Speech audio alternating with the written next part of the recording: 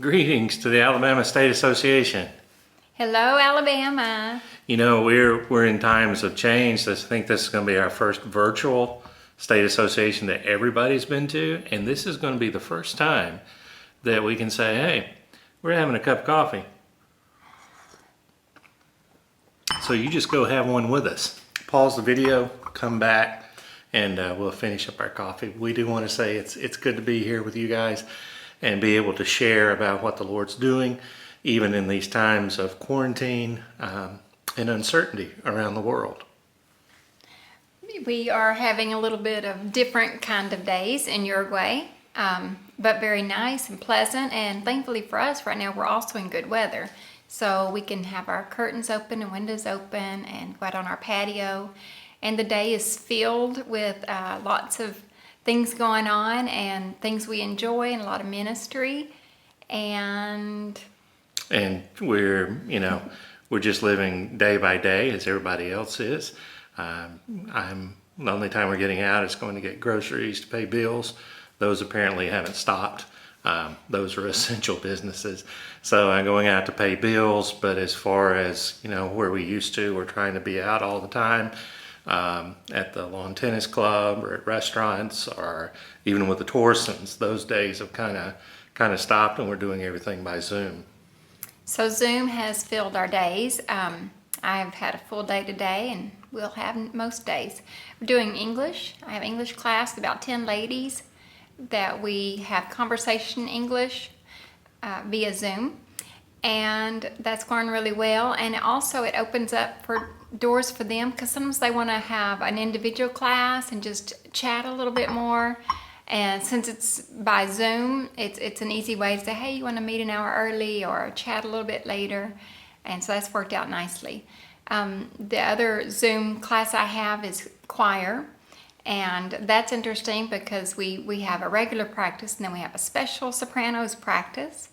And lots of text and messages coming back and forth about that. But Zoom is interesting to do choir because we actually all have our microphones off. And that's different, but at least we get to think we sound really good and sing along with the music or the person leading the singing. So that's a few hours a week. And then I'm also doing a Zoom photography class. So that's interesting too, but that's kind of fun and taking photos, and I have to take photos within the confines of my home or out on the patio, and then he gives me some ideas on how to make them better.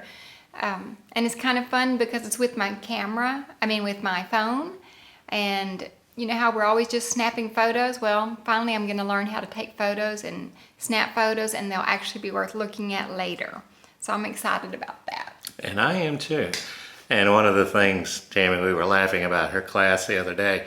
When we say English class, I don't want you to think that it's something like real military type. We have, in fact, she was saying every time I plan for my class, but we never talk about what I plan to do.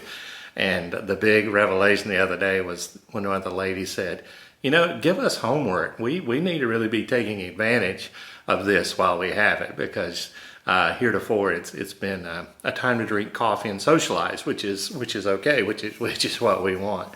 But we're both involved in choir. The microphone thing, Zoom choir practice is the best in the world. I don't know how we'll sound once we all get together, but just the ability to be in your own house and just really focus on the parts is really what we need. So we're enjoying that, and I'm catching up on emails and trying to just take this time as something that God's given us, because how many times do we say, oh, if I only had the time, oh, if I didn't have to be here, I would do that. Well, God's kind of put it so that we are here and we have the time, and we might as well make advantage of it. I talked to a Uruguayan person the other day, and they said, if you come out of this quarantine and you haven't learned a new skill or read a new book or learned something new, then you've really wasted your time. So that's what we're trying to do.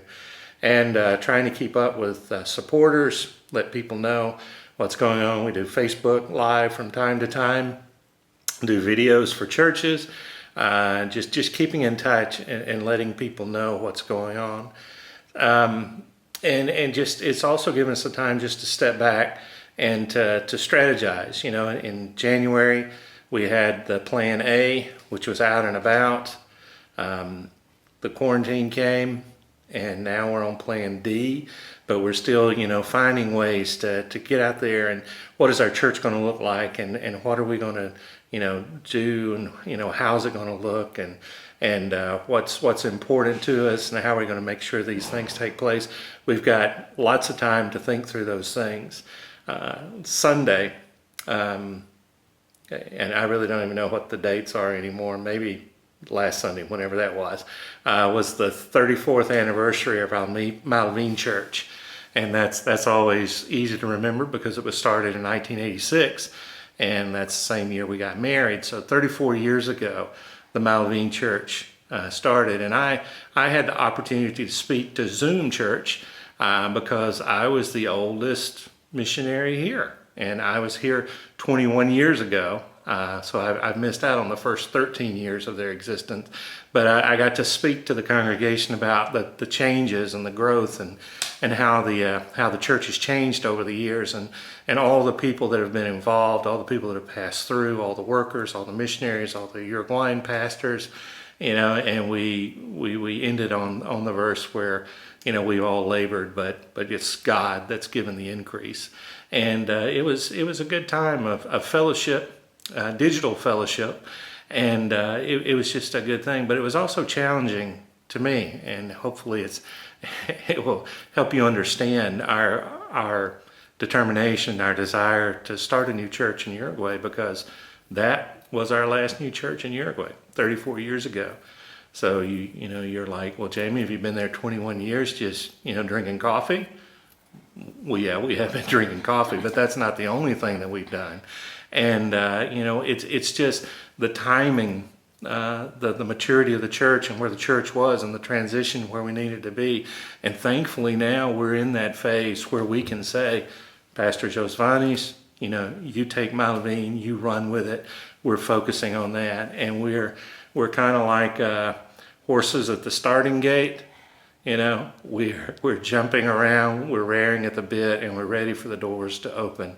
And that might be one of the best things about this quarantine, is the zeal that everyone has to do ministry again, to get out there and to connect and share the gospel good news with people.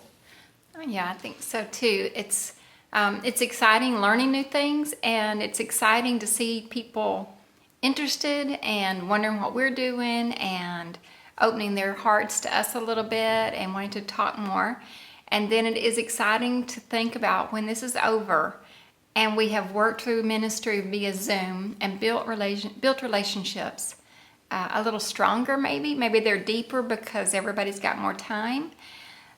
What will it look like when we get through the coronavirus? I don't know how God will put all that together, but it does make you think that maybe that God will provide us a group of people ready to start a church, and that's exciting. We'll see what God does. You know, I came to the conclusion the other day of the future.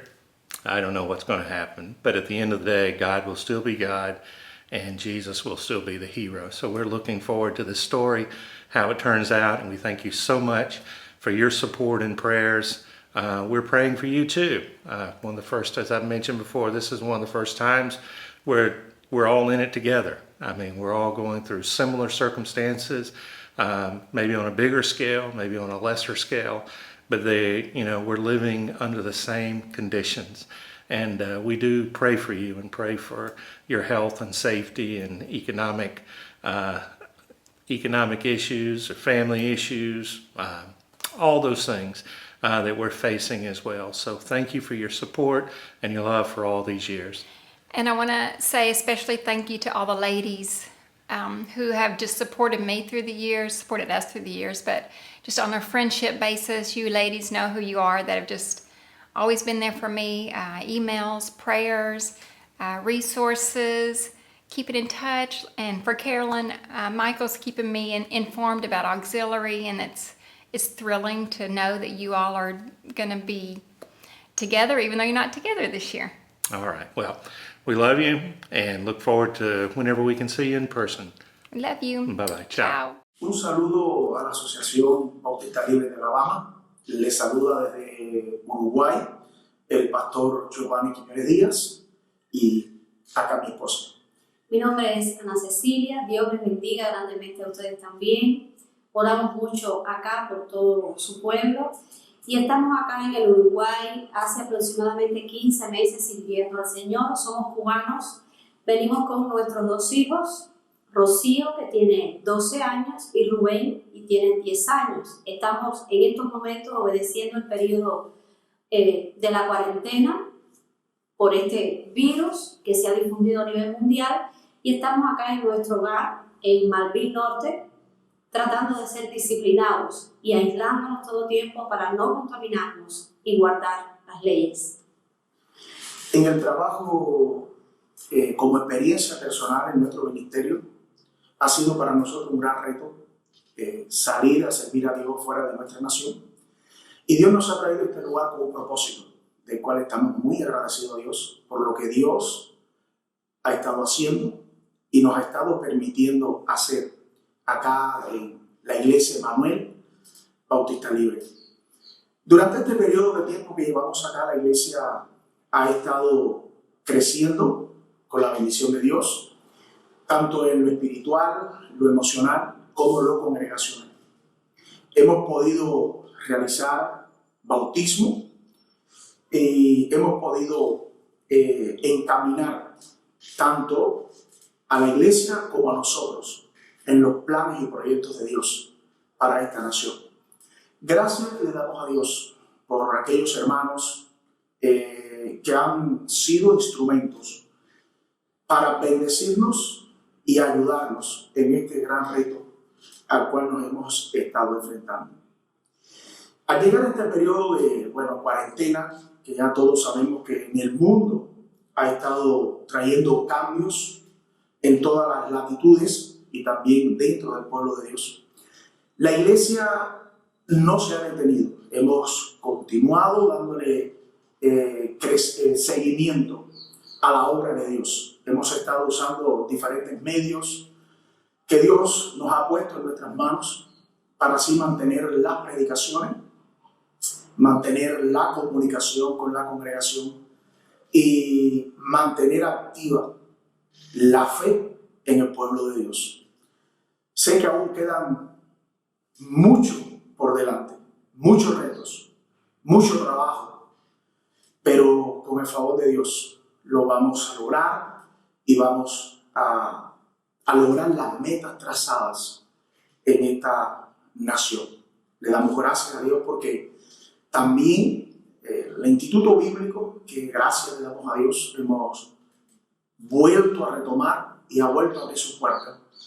Queremos que también continúe dando sus clases a través de este programa que tenemos en internet, que es el Zoom. Una vez más, gracias a todos los hermanos, gracias a todas las iglesias que han sentido también el amor y han sentido en sus corazones el apoyarnos con sus ofrendas, con su economía, con su granito de arena, con su oración, para que nuestro trabajo, nuestro ministerio acá en el Uruguay prosiga adelante.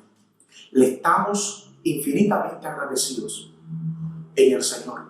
Reciban nuestro más sincero cariño y amor, amados hermanos.